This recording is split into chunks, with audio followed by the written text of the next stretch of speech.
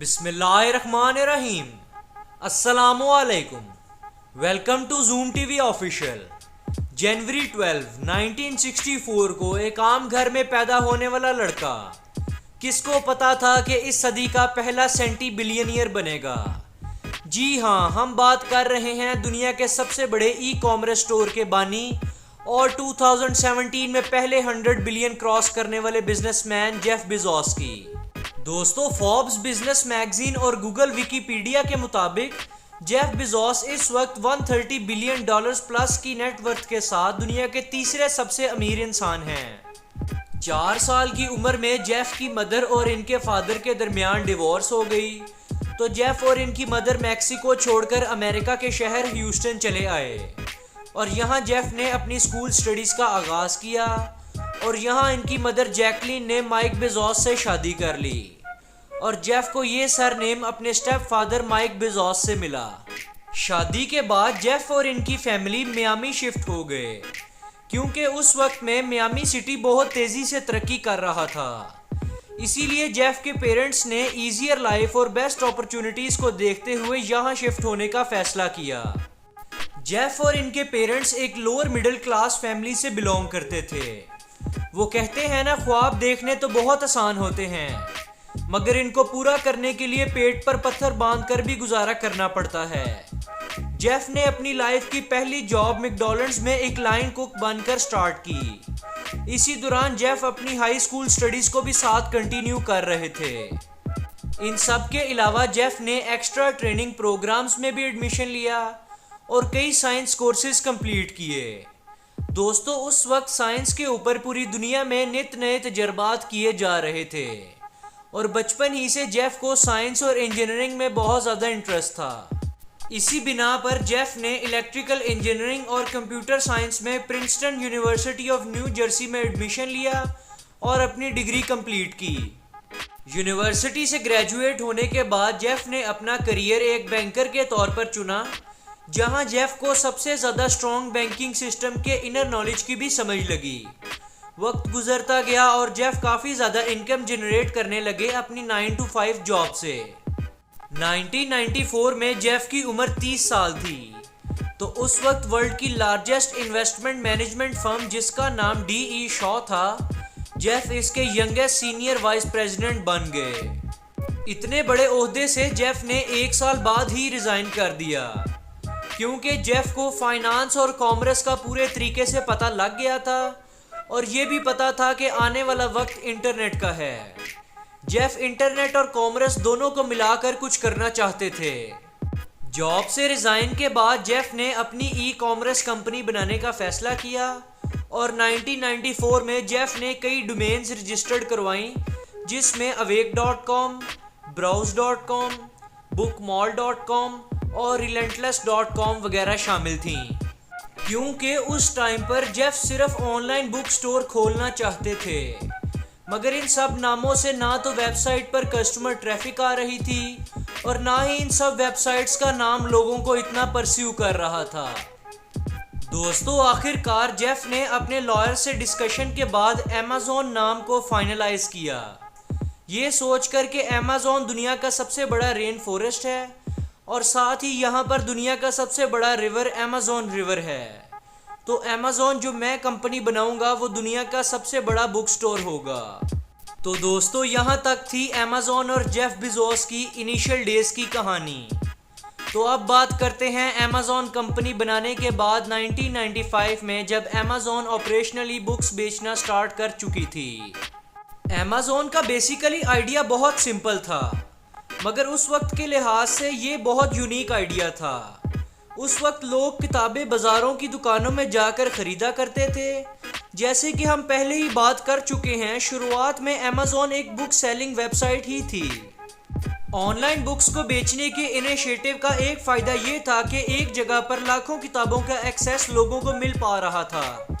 Even as a start اپ سے ہی Amazon کامیاب رہا اور لوگوں کو بہت پسند بھی آیا۔ کمپنی کے لانچ کے ایک ہی سال بعد 1996 میں ایمیزون کے 1,80,000 سے زیادہ کسٹمرز بن گئے تھے۔ 1997 کے آتے آتے جیف کی کمپنی کا ریونیو $148 ملین تک جا پہنچا، اور اس ٹائم پہ جیف اپنی کمپنی ایمیزون کو پرائیویٹ کمپنی کے بجائے اسٹاک مارکیٹ میں پبلک لسٹڈ کمپنی بنانا چاہتے تھے تاکہ کمپنی کے شیئرز بکیں اور ان پیسوں سے کمپنی کو اور گرو کیا جا سکے۔ اور 1997 میں ایمیزون ایک پبلک کمپنی بن چکی تھی۔ اس چیز کا فائدہ کچھ یوں ہوا کہ اگلے سال 1998 میں ایمیزون کا ریونیو $600 ملین تک جا پہنچا۔ ایمیزون کے سکسیس کے پیچھے دو ریزنز تھے۔ ایک، ایمیزون اپنے کسٹمرز کو بیسٹ آفرز اور ڈسکاؤنٹ دے رہا تھا۔ دوسرا، ملینز آف بکس ان کے on line store per available تھیں، جس سے ویب سائٹ پر بہت زیادہ کسٹمرز آ رہے تھے۔ تو ان کو دیکھ کر تھرڈ پارٹی مطلب کمیشن بیس سیلرز وہ بھی ایمیزون پر اپنے سٹورز بنا کر کتابیں بیچنا چاہتے تھے۔ تو ان کے لیے بھی ایمیزون نے کئی اپرچونٹیز پیدا کر دیں اور اسی کے دیکھتے دیکھتے ایمیزون کو بہت زیادہ پروفٹ ہونے لگا۔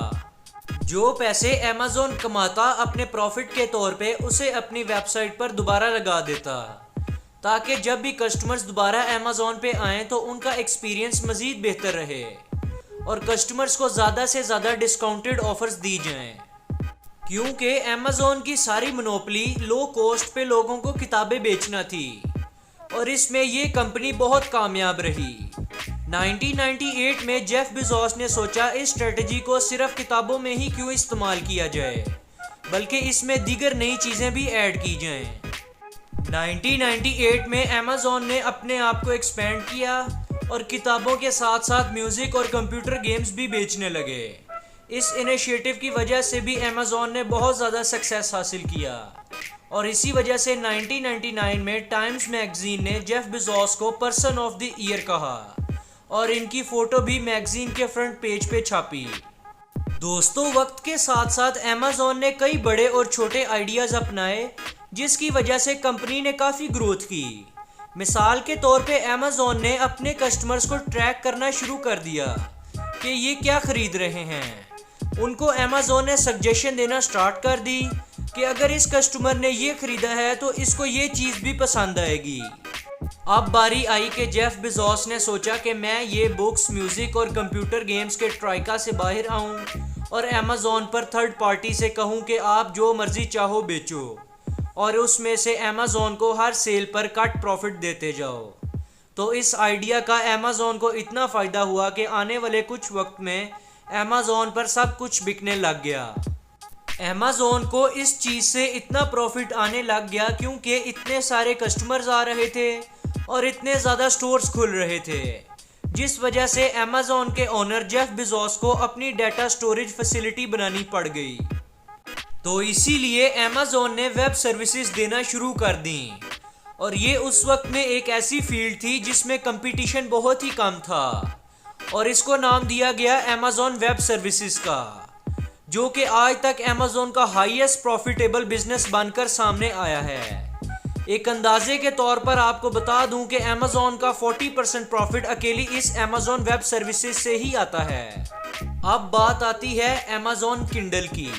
2007 میں جیف بیزوس نے ایمیزون کو مزید ایکسپینڈ کیا کنڈل کی لانچ میں، جو کہ ایک ای ریڈر تھا۔ آپ کو یاد کرواتے چلیں کہ ایمیزون کی شروعات ہوئی تھی ایک آن لائن بک سٹور سے۔ یہاں ایک ای ریڈر کو لانچ کرنا ان کے لیے بہت مفید ثابت ہوا، مطلب کتابوں کو فزیکلی ہی نہیں بلکہ ڈیجیٹلی بھی پڑھا جا سکتا تھا۔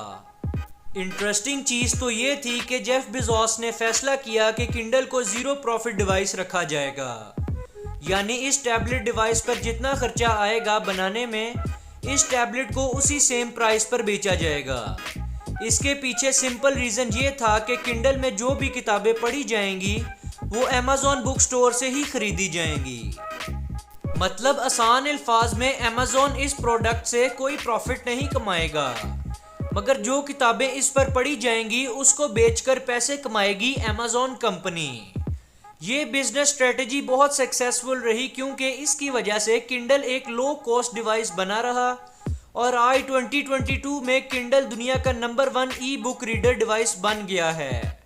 دوستو، ابھی تک جو بھی انفارمیشن ہم نے آپ کے ساتھ شیئر کی ہے اس کو دیکھ کر آپ کو لگ رہا ہوگا کہ ایمیزون بہت سکسیسفل رہا اپنے ہر آپریشن میں، مگر بات اس طرح نہیں ہے، کیونکہ ایمیزون نے جن جن جگہ میں مارکیٹ پلیس کو کیپچر کیا ہے وہاں یہ پہلی کمپنی تھی ان کاموں کو کرنے والی۔ جیسے کہ اس ٹائم میں کوئی بھی ایمیزون کے علاوہ آن لائن کتابیں سیل نہیں کر رہا تھا۔ کئی جگہوں پر ایمیزون کو فرسٹ موور ایڈوانٹیج ملا تھا۔ وہ کہتے ہیں نا، ہر جگہ کسی نہ کسی پرفیکٹ کے لیے ہی بنی ہوتی ہے، اسی لیے ہر جگہ ایمیزون کو سکسیس نہیں ملا کیونکہ وہاں بہتر کمپیٹیٹرز موجود تھے۔ جیسے کہ 2014 میں ایمیزون نے اپنا فائر فون لانچ کرنے کی کوشش کی، مگر یہ بری طرح فیل ہوا کیونکہ اس ٹائم تک بہت سی بہتر کمپنیز اپنے سمارٹ فونز لانچ کر چکی تھیں۔ ایپل اور سیمسنگ بھی اپنے سمارٹ فونز 2007 اور 8 میں ہی لانچ کر چکے تھے اور 2014 تک وہ بہت سی انوویشن کر چکے تھے اپنے سیکٹرز میں۔ اس وجہ سے ایمیزون کا فائر فون بری طرح فیل ہو گیا۔ یہ تھا ایک ویک پوائنٹ جو میں نے ایمیزون کا آپ کے ساتھ شیئر کیا۔ ایمیزون کی گروتھ بہت ایکسپونینشل رہی ابھی تک، اور یہ گروتھ کووڈ-19 میں جہاں اچھی کمپنیز تباہ ہو گئیں، وہاں ایمیزون کو کوارٹرلی بلین پر ویک کا فائدہ ہو رہا تھا۔